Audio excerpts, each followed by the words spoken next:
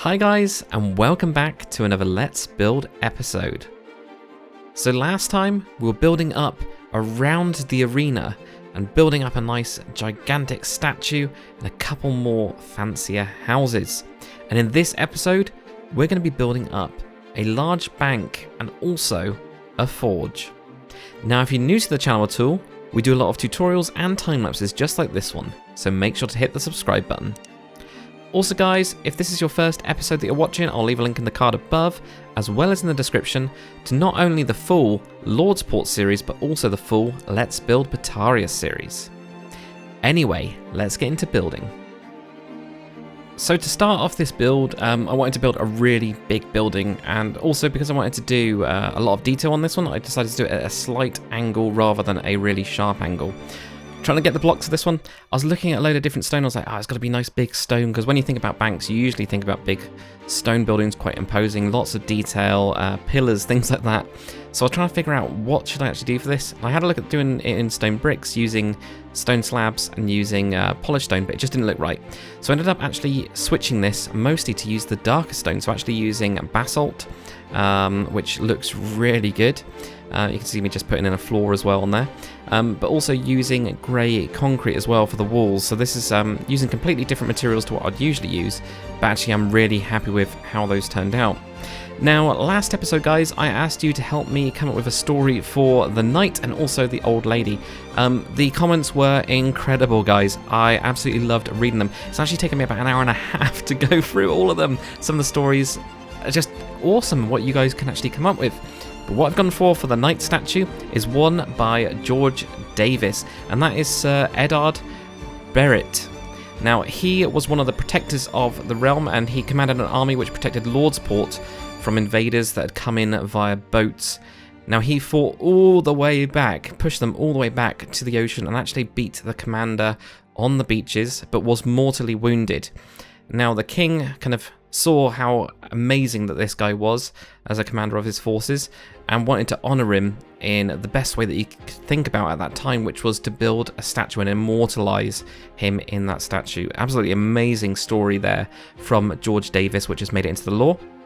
Now, just going back to the build, you can see me just adding in more details again, using netherite as well. So I was using netherite, I was also using the blast furnaces to try and get a bit of a darker grey in here, because I actually think it looks really good and it really does contrast against the other sides of it. So for the roof, going with a nice black stone. I did, again, wanted to make it really dark.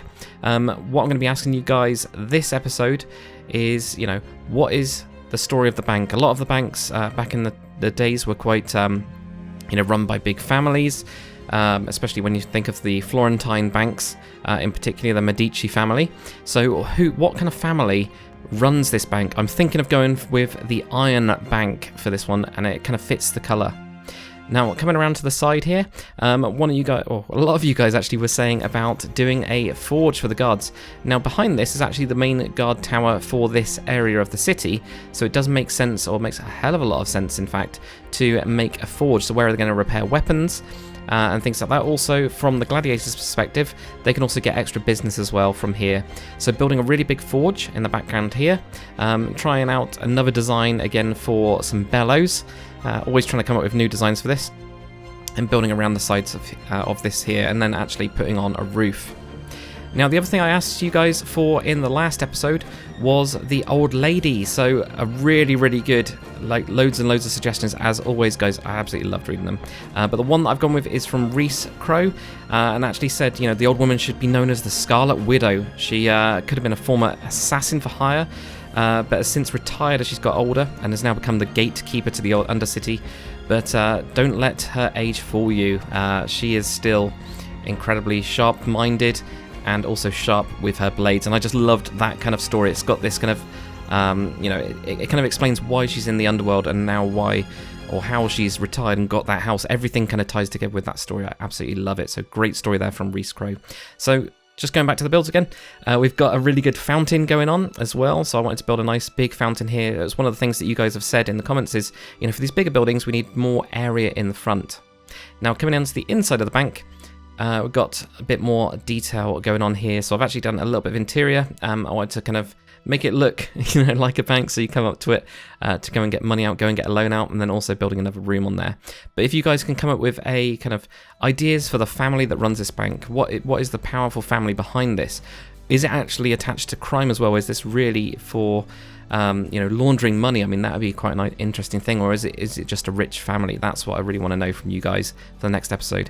But here you go, guys. You can see the finished build. We got that really big bank. I'm really happy with how I used different greys and how I made it stand out from the back end stone. I mean, that was actually quite a big challenge for me in this one, but I'm really happy with how it looks. It looks very imposing, very solid, which is exactly what we want for the iron bank.